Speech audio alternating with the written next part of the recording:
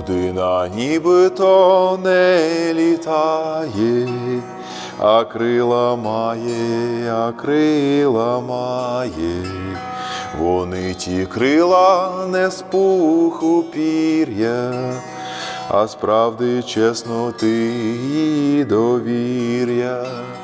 У когось щирості до роботи, у когось щедрості на турботи, у когось пісні або з надії, або з поезії, або з мрії.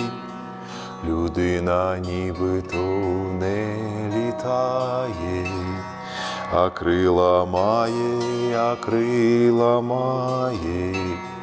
Людина нібито не літає, а крила має.